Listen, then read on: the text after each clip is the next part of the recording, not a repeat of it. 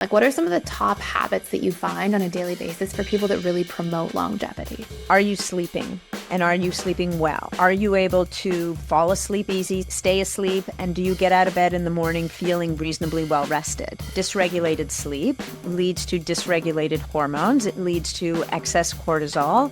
And then it leads to crazy carb cravings during the day.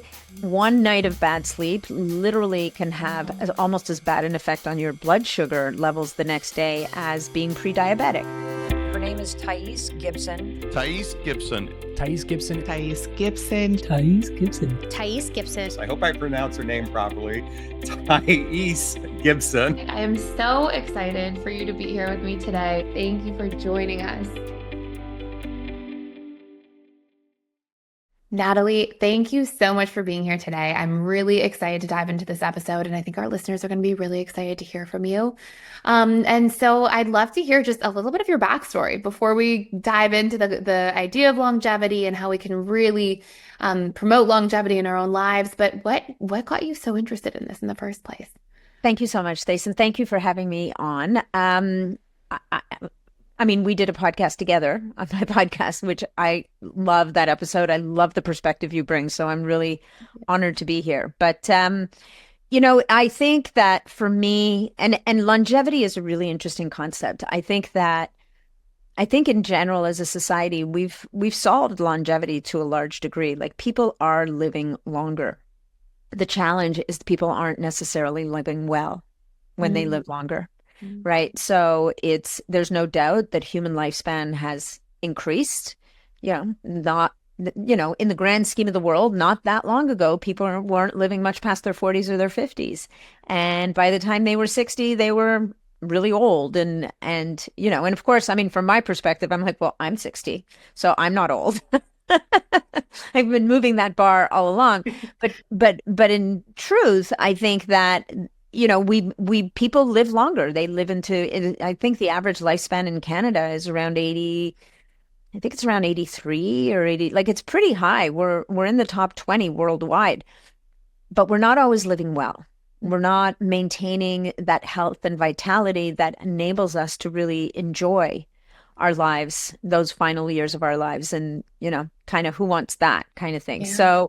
So really, if it had been left up to me when I rebranded my podcast a few months ago, it would have been longevity and health span.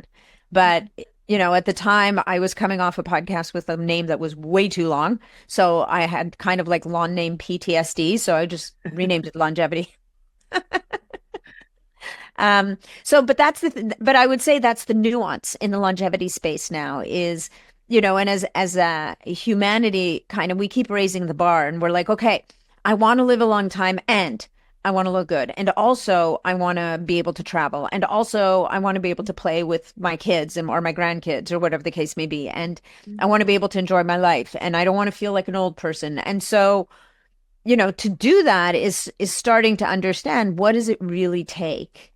Like, how hard do we have to work at it? When should we begin? What are the things we need to do? Do we need to be multi-bajillionaires? Like, what are the tools that are accessible to us to improve our quality of life? I love that. And before we get into all of those amazing things that we'll talk about, what made you so passionate about this? Like, what was your backstory of why you got into the health space to begin with?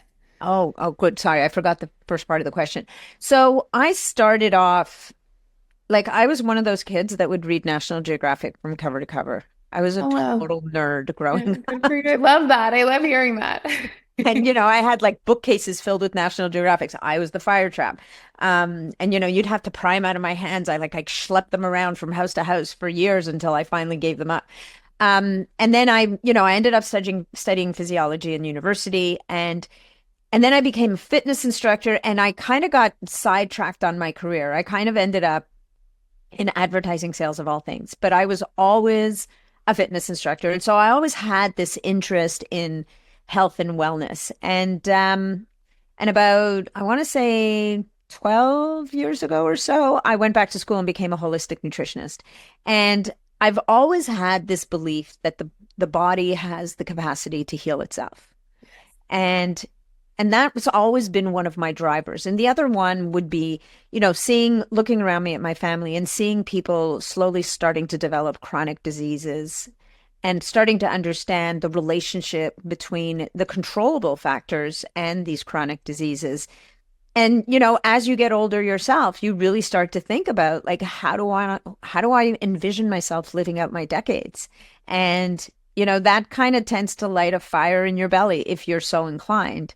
And so I've always, so piggybacking on this, the human body has the capacity to heal, looking at all of these chronic diseases and how so many of them are preventable through, in some cases, not that difficult work. And then thinking about my own trajectory and where I'm at and where I want to be and how I envision that kind of, just kind of lit me up and just said, this is the thing I want to dive into. And, what I love is the work that you do and how the mind and our thoughts and our experiences is so often ignored as a component of this journey. Yes. Yeah. Right. And I think like, I tend to talk about, on the podcast, we talk about a lot of the nuts and bolts, but more increasingly, I'm looking for people in the field that you're in, because I think that is the piece, the unlocking trauma, the dealing with the emotional pieces of what's holding us back and keeping us down a little bit is such a major piece of the puzzle here. Absolutely. And it's interesting because the mind and body are so connected. And so, if we're in a place where we have a lot of unresolved trauma that we're storing in our body or at a subconscious level of mind, of course, it affects our nervous system, which then affects our cortisol. And, there's so many pieces that intertwine there. So, yeah, I couldn't agree more. So as we dive into this topic of longevity, and, this is something that you're just such an expert in and speak so much about. Where do you often get people to start? Like, what are some of the top habits that you find on a daily basis for people that really promote longevity? Yeah. So, I mean, it's the kind of thing I think that people think is going to be really, like really advanced. Like I have to go get stem cells or I have to buy a red light therapy bed and lay in it for hours a day. Yeah. And I mean, look, I'm a massive fan of photobiomodulation, which is that whole umbrella that red light lives under. And there's a lot you can do before that, Or right? things that you can do that are not hundreds of thousands of dollars. I know that Absolutely, I right? looked Like, into a red light bed once. It was like $160,000. Like, oh my goodness. But oh God, no, you can there's all get, these yeah, easier ways. Yeah. there's red light panels, there's red light devices. There's so many things you can get with 3-figure numbers, never mind 10-figure or a 6-figure numbers.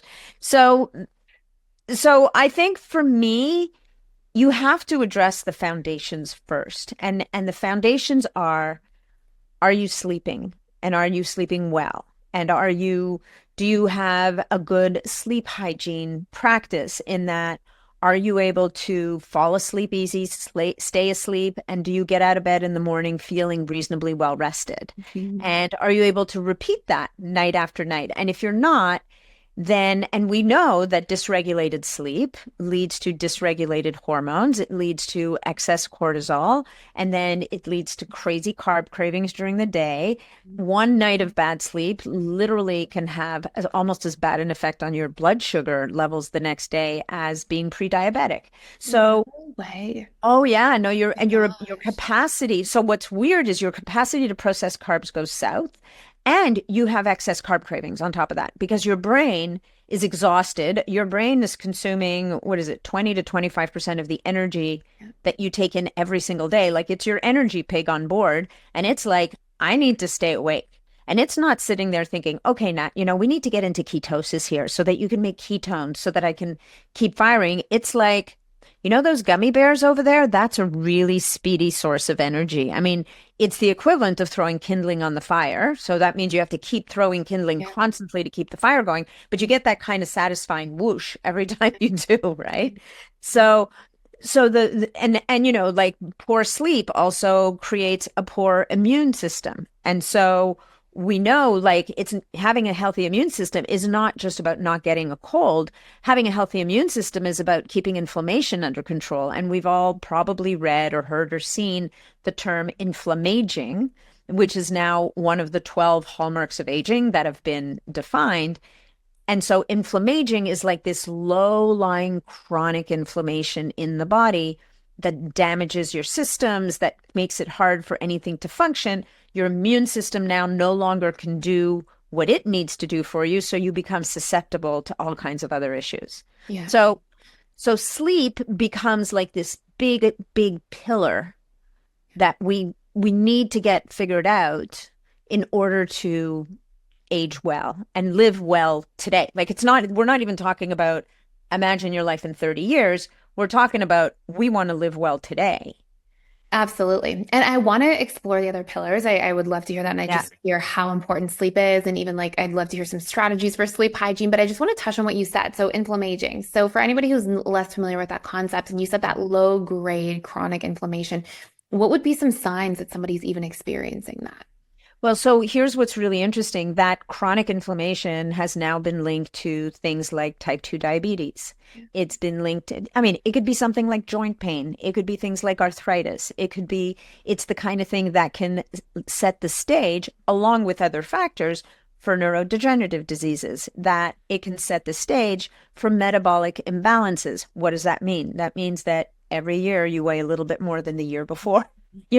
And so you're kind of gaining weight as you go year after year. And, if you put on 2 to 5 pounds every year, after 2 years, that's 10 pounds. And then like it's 4 to 10 pounds. And then a year after that. And it's not like we all have to be super svelte, but the challenge is that all that excess weight over time becomes its Causes own other factor. issues. Yeah. Exactly, because Absolutely. that excess fat itself releases inflammatory cytokines, and those contribute to the inflammatory status in the body. And so, everybody worries about, oh, my cholesterol levels. Well, the truth of the matter is that the story around excess cholesterol is much more nuanced, and especially in Canada where you and I live, it's not the way that the conventional medical system looks at cholesterol is very straightforward. They look at your HDL, your LDL, they look at the ratio. If they're not where they want them to be, they want to put you on a statin. Yeah. Well, it turns out that cholesterol is much more nuanced than that, because there's no real good and bad cholesterol, but we look at LDL as a hallmark of bad cholesterol. But it turns out that in the LDL family, you have many different components. And there's only really one component, like oxidized VLDL, which are tiny little particles of cholesterol that have been oxidized. So they're damaged in the presence of inflammation in the body, that low-lying inflammation.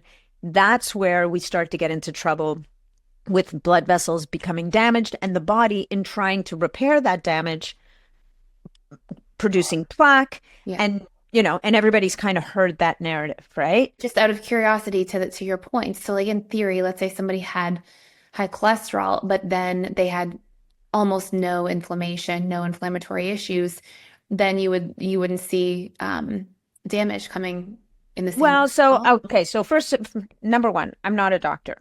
Okay. Let's just establish that.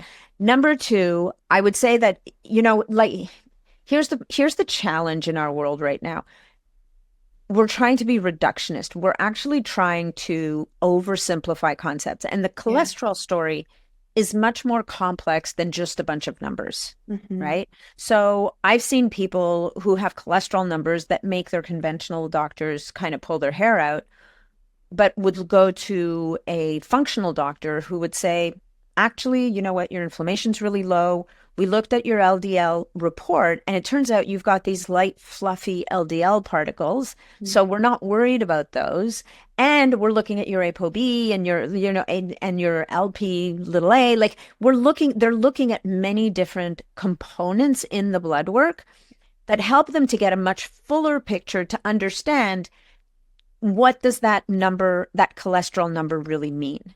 Yeah. And so, I don't think this is the right time and place to kind of dive into unpack. We're going to stay on longevity, but it's interesting. But it's very interesting to hear that that's a small part of the narrative. There's so much more to it than just what we're used to hearing. Exactly. Like there was a study that was done, and this goes back quite a while, where they surveyed people in their 80s. And I think it was 80s or 80s and 90s. And what they discovered is that the people with the lowest cholesterol numbers were the people who had the highest chance of being depressed or having neurodegenerative disease. Interesting. And Interesting. why could that be? Well, here's, one of the pieces of the puzzle that doesn't get communicated very well to most people is that cholesterol is an integral component of every cell membrane in your body. You need it.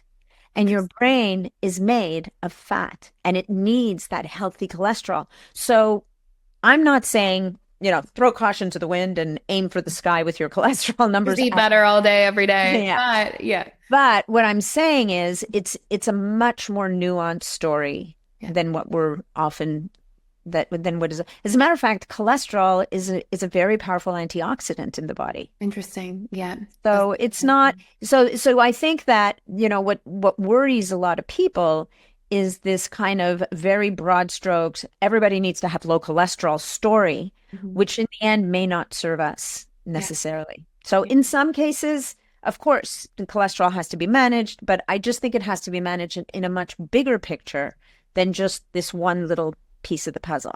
And I think it's an integral component, coming back to the theme of our episode. Healthy cholesterol and healthy cholesterol numbers is a piece of the puzzle of longevity and health span. Yeah, makes so much sense.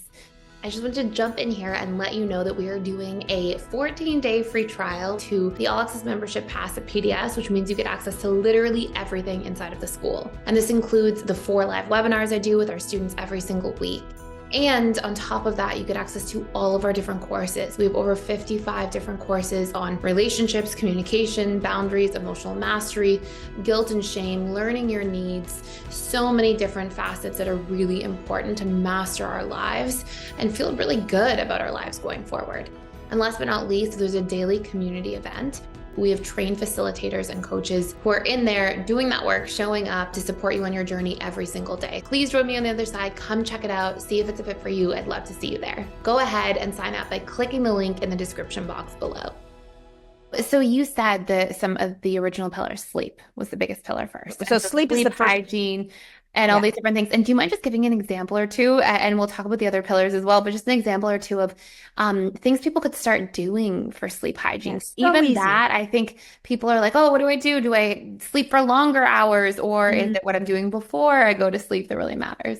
Yeah, great question. So number one, you don't need to spend a dime for better sleep hygiene, right? Here are some of the very important hallmarks of good sleep hygiene. Number one, we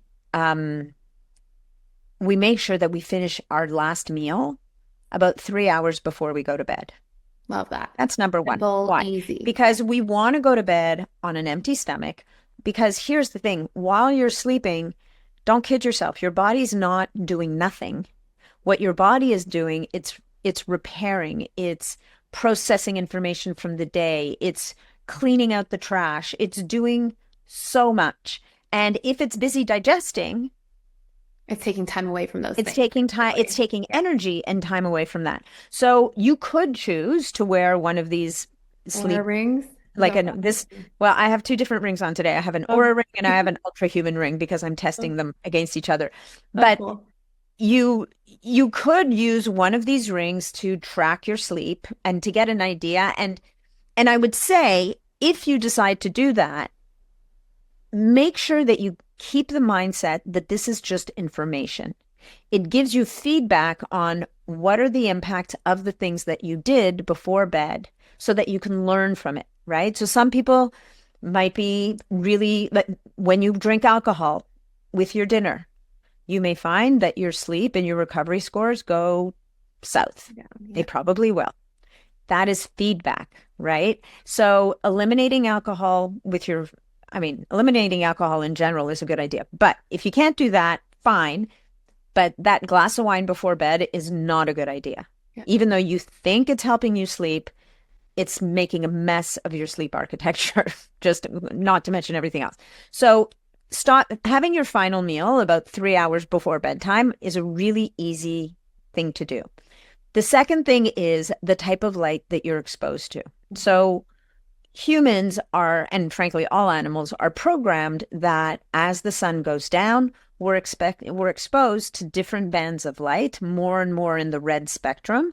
and the light is coming from lower and lower. It's not coming from overhead because the sun is no longer overhead. This signals a hormone, like your hormone cascade for sleep really begins when you wake up in the morning, which we'll talk about in a minute. But that nighttime hormone cascade is very much influenced by the type of light that you're exposed to. So it's a great idea if you're able after sundown to try to avoid overhead lights and start using lower lamps and try to use lighting that is much more in the yellow and orange tones. I know this is it's a big ask for a lot of people. For a lot of people, but there's things you can do to sort of counteract that as well. Like for people who are sitting here like, no, my only time to look at Instagram is when my 4 children go to bed and it's late. Like for anybody who's in that space, like you can wear blue light blocking glasses, or what are some things you can do in that particular case? 100%. So you can buy blue light blocking glasses. And so I'm just, I've got a bunch of them over there, but I'm not going to take time to go get them. So basically they look like, one of the tips I give people is throw away your sunglasses and start wearing blue blockers at night. So it looks like you're wearing your sunglasses at night. Why? Because light is information to your brain. Yeah. So seeing natural light when you're outside during the day informs your brain and orients it as to what time of day it is. And should I be making melatonin, or should I be blocking melatonin? Like, what is it that I should be doing? How am I preparing myself for sleep? Mm-hmm. And at nighttime, if you're not able to change the lights or resist watching TV or being on your phone, the blue light blockers will definitely help, excuse me. And so, and they don't have, you can get blue blockers for $150. You can honestly get blue blockers for a lot less. Are they going to be as pretty? Are they going to be as fancy? Are the lens going to last as long? Probably not, but they'll do the trick, and they'll at least give you a sense of, is this helpful for me? Mm-hmm. Right? And it looks a little like, I remember when Game of Thrones was on, and I would watch Game of Thrones with my blue blockers on, and Game of Thrones was shot. I don't know if you ever watched it, but it was very dark. Okay. And so I kept having to like peek over my glasses because sometimes I couldn't see what was going on on the screen. But you'll notice if you start to wear blue blockers at night, you will notice if you take them off in a normally lit room, the light will be blinding. Mm-hmm. Like you will lose your tolerance for bright lights at night. So that's a huge piece. The other thing, you mentioned Instagram, and I would say if you can do your best to avoid, like, shut the screens down a solid hour before bed. And it's not just about seeing the light. It's about how are you stimulating your brain. Bleh, sorry. Yeah. How are you stimulating your brain before bed? If you're reading, and I don't really care what it is. I mean, the challenge is if you're running through reels and they're really fun, that dopamine hit, you're going to be sitting there, I promise you, at least twice, if not 3 times as long as you meant to. Yeah. Because that's what Instagram is designed to do, is to keep you sucked in and draw you down into that rabbit hole. And then of course, then there's the news or politics or geopolitical events. And scrolling for hours about what's happening in the world. I mean, that can be a big thing for a lot of people. Absolutely. Yeah. And it presents you with, and I mean, look, there's no doubt that there's terrible things going on in the world, but it gives like, think about what you're doing to your mind and your mindset. Cortisol. Yeah. The norepinephrine sitting there. Yeah. It's just, that's got to be. And that's something that what I love about what you're saying is that these are things that are easy to not be doing. It's not like you have to go out and do a whole bunch of new things or start a new habit. It's like, just don't do these things before bed. Right. And I mean, maybe listen to music, maybe talk to your cat or your partner, read a book, like, meditate. Anything, meditate, breathe, take a bath. Like, there's any number of things you could do that don't require you to buy anything or go anywhere or do anything. What you're doing, I mean, think about this. For any of you who've had babies, what you're recreating is that bedtime ritual that you did with your mate, that you created for your babies, right? What were we trying to do?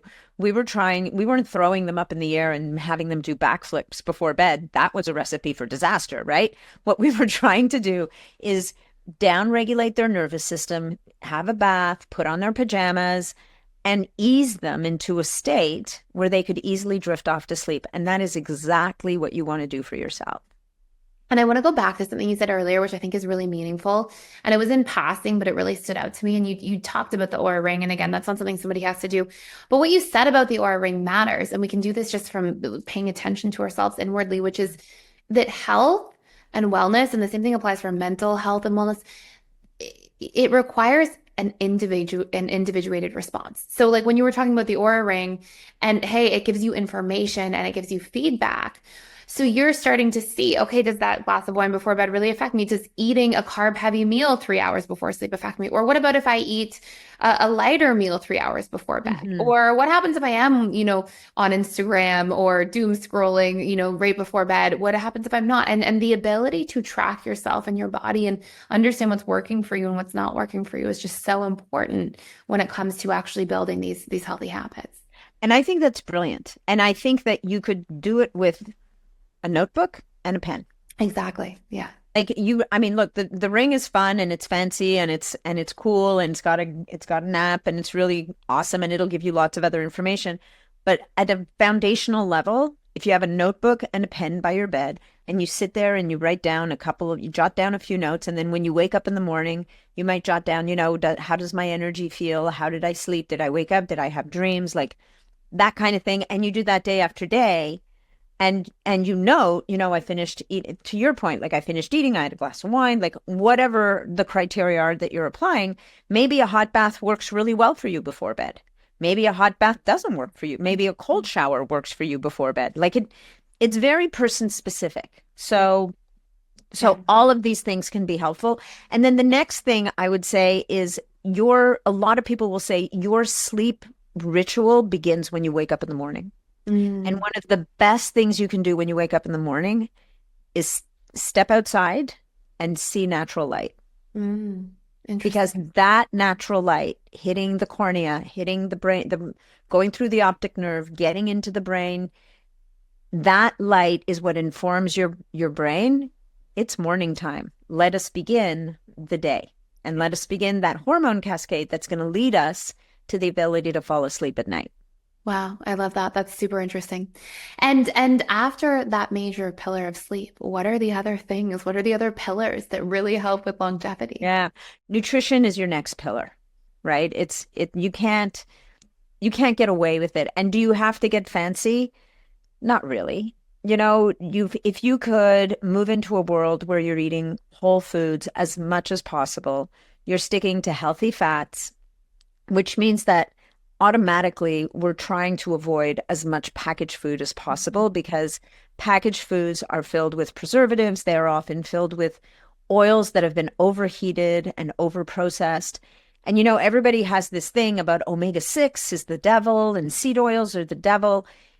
The truth of the matter is that we can't function without omega-6. We actually can't survive. But the processed version of these, the overheated version, the one that's been overprocessed, that's what's going to be really harmful to our systems and drive inflammation, right? Also, an overabundance of omega-6 versus a deficiency of omega-3 is also going to create a stage where the body can't regulate its own inflammation properly as well. So here's some foods just briefly for our listeners about, because if somebody's like, where do I get these? Like what are some you recommend? So good sources of omega-3 would be your cold water fish. Things like salmon is the superstar, obviously here. So cold water fatty fish, small mackerel, not king mackerel, for people who are willing to eat that kind of food. Sardines are fantastic. When it comes to fish, we want to eat, salmon is a medium-sized fish. Sardines are great because they're very, very small. And so by being very small, they don't bioaccumulate toxins as preponderously as something at the top of the food chain, like, for example, tuna, right? Makes sense, yeah. And tuna is actually pretty lean to begin with. So you're not going to get a ton of omega-3 from it. And then what else? So the cold water fatty fish is a great source of omega-3s. There's two camps in the health space right now with seeds, things like flax and chia and, all these kinds of seeds. You have half the health space says these are the seeds of the devil, and the other half that says these are amazing. Okay, interesting. The truth of the matter is that what happens in these seeds, if they're fresh, and they're which is, for those of you who love flax or think that flax is a great health food, I think flax can be good, but unfortunately, a lot of the flax that's on the market right now is rancid. And you can tell that your flax is rancid if you smell it and it smells like turpentine. Oh, wow. If Interesting. it smells like turpentine, it means that those very delicate fats in the flax seeds have gone rancid. So typically, if I'm going to buy flax, I look for it in the cold section. To make sure it's actually being preserved properly. Interesting. Correct. And then you smell it if you And can then you smell it. It should Yeah. smell very mild and nutty, Interesting. I think right? I think I have rancid flax in my You in my know, cabinet right now, actually. well, Yeah. and so many people do, like rancid flax, rancid nut butters. Like nut butters also like go rancid very, very quickly. So And how can you tell with nut butters? My husband eats so much almond nut butter. How can you, is it the smell again that you, it's smell and taste. yeah, It, interesting. it is, it's really remarkable how, people just don't know and they've never been exposed to it. And so they don't realize, they just accept this is the taste profile of this food and they don't mind it. Yeah, And so they eat it. interesting. Yeah. So I think when it comes to nuts and seeds, we want to make sure that they're fresh. We want to make sure that we don't overconsume them, Mhm. right? Especially nuts, because almonds can be quite high in something called oxalates, which, Oh. Oh. are not, again, some is not bad, but the problem is that some of these foods we tend to overconsume because they're easy Yeah. and they're tasty and we love them, right? The challenge with the omega-3 that you get from seeds, like the chia and the flax and other seeds like that, is that your body has to convert them. And many people are not efficient in converting them. So you'd have to eat a ton to get enough omega-3 to really work for you. So I would say that as long as it's not against your whatever, eating the cold water fatty fish is going to be your best bet. Yeah. Another really great source of healthy fats is egg yolks. And in particular, egg yolks that haven't been cooked. Oh, Like, wow. And where do so you put runny egg that? yolks, Oh, okay. So just like right? super easy kind of egg. Over easy, sunny side up, Yeah. poached, Yeah. soft boiled egg, that kind of thing. The egg yolk is much healthier and much easier for the body to use those healthy fats if it's runny than if it's cooked hard, Interesting. Yeah, that's so cool. which for people who love their scrambled eggs is a bit depressing, right? That's true, actually. Yeah. Other great fats are going to be your extra virgin olive oil, your I was just thinking of another one here, extra virgin olive oil.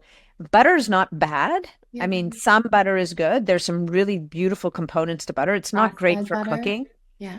Yeah, so if you can get it from grass-fed cows, that's great. If you want to use butter to cook, I would say use ghee, which is clarified butter. So all those proteins that will burn don't burn with ghee, and it has a very high smoke point. So it's a Oh, great interesting. fat for cooking, as is tallow. And now we're moving into the space of, oh, but Nat, these are saturated fats. Aren't saturated fats really bad? I'm listening to a book right now. It's my dog has cancer and I'm just Oh. one of those people who I'll like learn everything I can, even if I can't do much. And he's old and he's almost 14. So yeah, like I'm okay. But I'm reading a book called Cancer, the is a metabolic disease. And it's really interesting about all that. And one of the big things they talk about is just how much actually, when you dig into it, the conflicting research is about saturated versus unsaturated fats. In fact, that saturated fats, there's a lot of studies that show that there's an inverse correlation with metabolic events and heart risk and all those sorts of things. So I'm curious, like what you see there. Yeah, I think the challenge is that it's the whole picture. Mm. What are you eating with that saturated fat? Are you eating a bunch of carbs? Are you eating a bunch of sugar? Yeah. And, the way that I recently put it to one of my clients is you have to pick a team. Are you going to be team carb or team fat? I agree with that. Oh You my can't do goodness. both, Yeah. right? Now, even The if you're food team pyramid, carb, we're not a fan of. no, and I even if agree. you're team carb, you're still going to need some healthy fat. Mhm. But that pasta with all the healthy fats in it is a bad idea. Yeah. Besides, the fact that you fall 10 minutes later is already a sign that Your it was a body bad knows. idea. Yeah. Yeah. Yeah, as it turns out, carbs, if you're going to eat carbs at nighttime actually can be helpful for sleep, Interesting. Very interesting. right? But what you don't want is carbs with a ton of protein and a ton of fat, Hmm. because now you just feel like a beach whale. Yeah. And your body's having a hard time processing everything and breaking it down. Yeah. Yeah, Yeah. yeah. So, so I mean, look, we could spend 5 episodes on nutrition alone, right? So the best advice to people is try to eat food as close to its natural form as possible. Mhm. Do your best to avoid overly processed foods. It doesn't have to be complicated making good food. I have a lot of people who will say to me, "Oh, you know what? I don't know how," or I don't like cooking. And I'm like, you can roast some chicken and some vegetables, or steam your vegetables even, and drizzle a little bit of olive oil and lemon juice and sea salt on them, and boom, you've got a meal. Like, you don't need to do much to food Yeah. for it to be nutritious and healthy. Absolutely. And do you think that there's a ratio? Like if you're gonna, because I really, I'm nowhere near an expert like you are, but I do read a good bit over the past few years about food. Do you think that there's some sort of ratio? I do really hear you when you said pick a team carbs or team fats. Is it like, okay, keto and, very, very, low carb, or is it like, hey, low carb and eat fruits? And where do you tend to stand on that? I'm so curious. You're going to hate my answer. Oh no. And the answer is 2 words. It depends. Okay. Fair. It really depends on the Fair. person. Like, some people do Mhm. really well with a higher fat diet. Other people do really well on a higher carb diet. Sometimes it has to do with their genetic predispositions. Very often it has to do with what's your lifestyle been over the last 20 years or 10 to 20 years. And do you move your body? Do you get out of your chair every morning? Are you serious? Are you very, very active? I mean, I don't think there's a perfect diet. Yeah. I think that there's a perfect diet for you. I And agree. I hear and the that. worst news is that perfect diet might actually shift as you move through different stages of life. And that's bad news, but it's good news. It's bad news because it's like, okay, it's going to take some time to figure this out, but I think in every area of life, be it our career choices, be it our personal relationship to money, be it our friendships, family relationships, our mental, emotional health, our physical health, I think that the best way of going about these things is to have an individuated relationship to it. And so while it's sticky at the beginning because you have to do all these things, the upside becomes the fact that guess what? You know what that forces you to do? It forces you to be in a position where you're listening to your body, you're getting in tune with how things affect you, you're actually checking in with the different feedback that you're getting. And do you think that that would be something you do through an Oura ring? Or what are some ways that people can really measure what's Right. working for them and not working for them on a regular basis? Yeah. So for diet, I would do something like Chronometer, the Chronometer app, or Fitness Pal, something like that. Yeah. And what these apps do, and there's another one now called Noom, which helps with Yeah. weight loss. Yeah. You've got certain devices, which we're not going to get into right now, but even a food tracking app, and even if you don't want, I mean, the beauty of the food tracking app, here's the thing, it's a pain in the bum to onboard with these apps, right? Because you have to actually type in your foods, and people are like, oh, this is taking me so long. The truth of the matter is, once you figure out the apps, they're actually really easy. What it really moves you towards is a deep awareness of what you're eating, how much you're eating, and what that food is bringing your body in terms of energy and nutrition. And so that moment of clarity, when you understand that your burn rate, your caloric burn rate on any given day, let's just pick a number, is 1,800 calories, and you're consistently only eating 1,100 calories, and you're wondering why you can't lose Exhausted. weight, Yeah. Yeah. and your body is pretty convinced you're living through a famine right now, so it better hang on to all these resources that it has, right? Yeah. Or you can't lose weight. I mean, the converse is true. Your burn rate is 1,800 calories. You have a fairly sedentary lifestyle. And shockingly, because you've got a bunch of little kids around and you're constantly cleaning up their plates, you're actually consuming 2,500 calories a day and you're not exercising. And so you're overeating. Mhm. Or you're eating like the right amount of calories, but they're all fat, or they're all or there's too much fat and too much carbs, and there's hardly any protein. So it gives you so much clarity about what you think you're doing Mhm. and what you're actually doing. And Absolutely. if you can fill in that gap and Yeah. start to understand, and this is with, like, keto is a great intervention for certain people under certain conditions. other people need the carbs for whatever reason. Most of us are not getting enough protein. And as we age, if we're talking about longevity, the one organ we want to make sure that we maintain as well, two actually, is your muscles and your bones. Because you need those bones to carry you around. You need the muscles to carry you around, but muscles are also that reserve. It's the place where the extra glucose goes. So it's your metabolic barometer, if you will. And also, healthy muscles and bones means that our quality of life is going to be better. Yeah, I love that. And if somebody's sitting and they're listening to this and they're going, okay, where do I start in all of these things? Because you've shared so many amazing things already.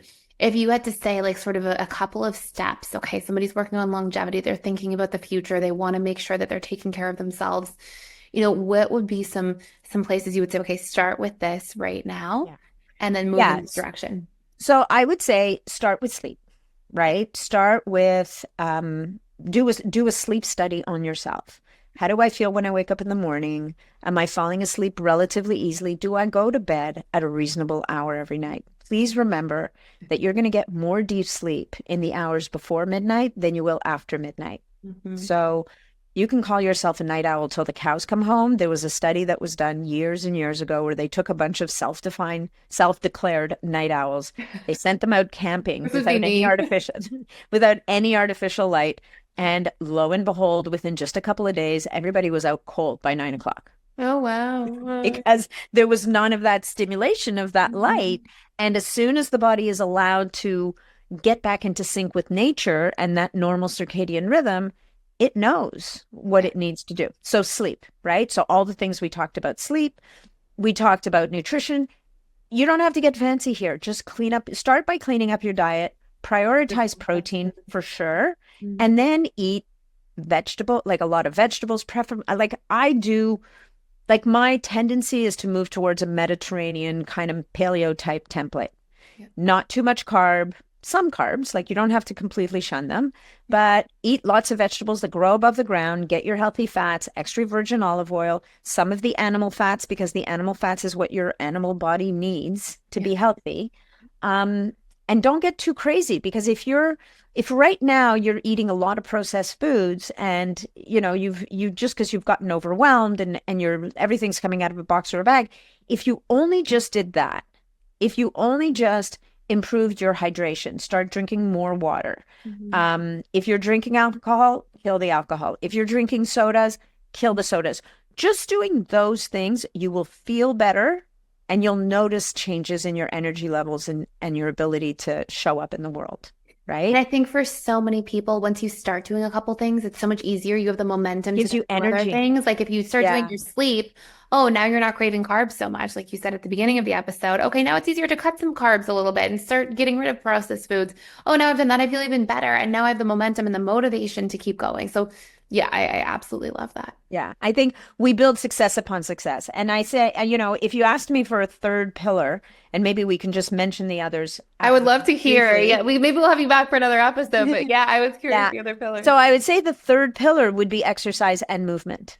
Yes. And they are not the same, right? So movement is getting out of your chair and making sure you're not sitting on your bum for hours upon hours all day, every day. Yeah. And making sure that you're getting outside every single day. Like it's being indoors all the time is not serving us. It just isn't. So going to a park, if you have access to a trail, like whatever you have access to is going to be better than sitting inside all day long. Yeah. Right. And then exercise is pushing your body so that you get out of breath and you exert yourself 3 to 4 times a week. So I'm not going to give you a prescription for exercise because I don't know where you're starting, each one of you. But if you've been stagnant, if you've been stationary for and not moving and not exercising for 10 years or however long it's been, you're going to need to start slow. Start by taking walks. And if you can't take an hour walk, take 3 20-minute walks or 3 10-minute walks. Like wherever you can start is where you need to start. But you need to start moving your body now. On Instagram, you sometimes see these accounts of people that for whatever reason, became morbidly obese at some point in their life. And one day they wake up and they decide, okay, this is it. I'm starting this. And like your heart goes out to them, right? Because these are people they're actually crippled by the excess weight, but they start by just walking, and walking is exhausting, Mm-hmm. and that's okay. Mm-hmm. You start with baby steps, and just like better sleep will give you better energy and help you to make better food choices, moving is going to give you better energy and allow you to process your food better and to sleep better, because it's a loop, right? Getting yourself tired helps you to get to sleep. Like, so you kind of have to, it's all about overcoming inertia. Mm-hmm. Yeah. And if you need it, get a buddy. Like, get someone to do it with you, so that the day that you don't feel like doing it, your buddy drags you along. And the day they don't want to do it, like, make a commitment to each other, or make a commitment to yourself if that's what floats your boat. Like, whatever work, you have to understand yourself. Yeah. Understand your points of self-sabotage. Ask yourself the question, why? And say to yourself, today I'm doing this. I'm not going to worry about tomorrow. I'm not going to think about, oh my God, I can't believe I have to do this for the rest of my life. Just think about it right now. And I feel like it's so helpful if you're ever in a place where, like, because I love exercise. I grew up playing sports and all these things. But if there's ever a day I'm like, oh, I don't feel like exercising, I always do. This is my greatest life hack for exercise. I'm like, oh, I'm just going to go really slow at whatever I'm doing and just start for 5 minutes. And if I don't feel like doing it after 5 minutes, I'll change my mind. And lo and behold, every time I'm like, you warm up and then you feel good and then you have your energy and then you're in momentum and it's great. But it's like you can just take the pressure off and make it small, and then everything else gets a lot easier. Yeah, 100%. And every once in a while, you're 10 minutes in, you're like, I can't do this. And that's okay. That's But you okay, know yeah. what? The other 9 times out of 10, you got into it and you did it.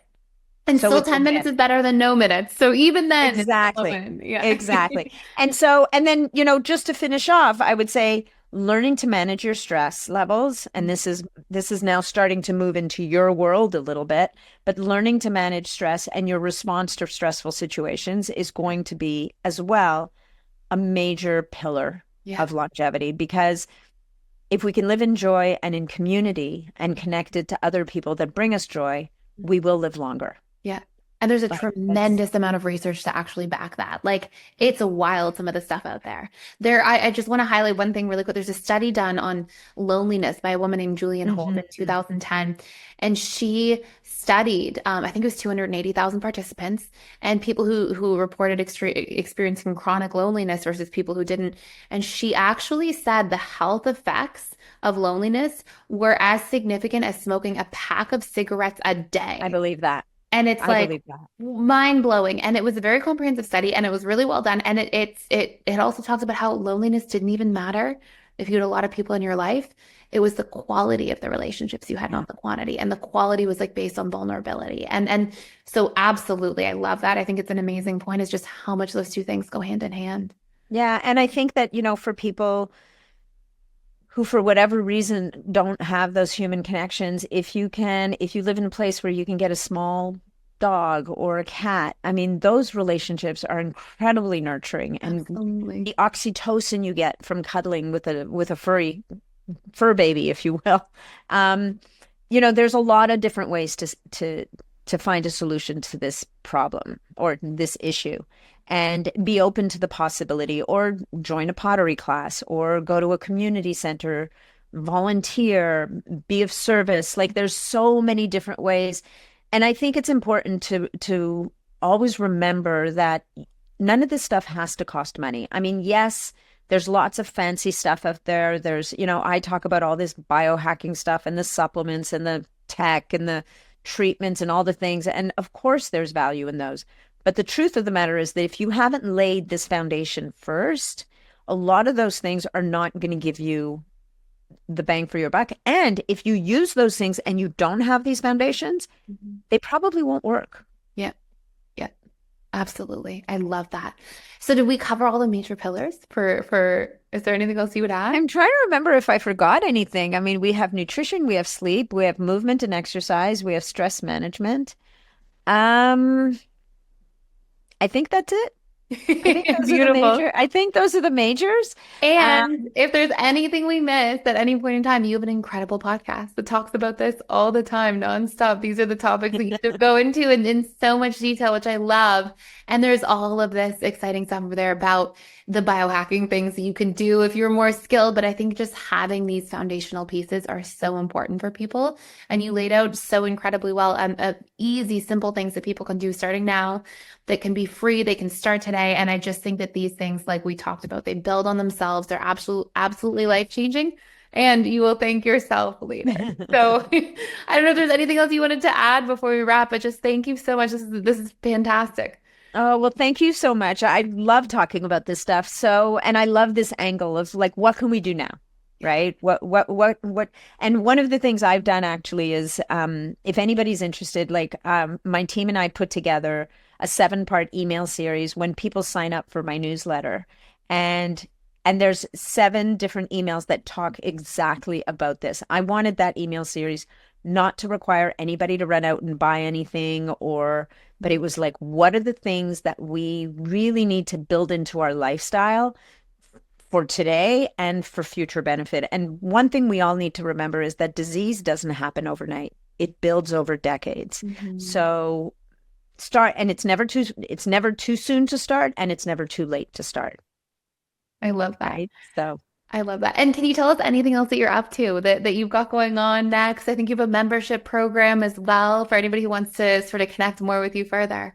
yeah, so I do have a membership community. If you go to natniddam.com, that's my website. There's a red bar at the top inviting people to to sign up for the newsletter. You can do that. And also there's a tab at the top that says BSP community.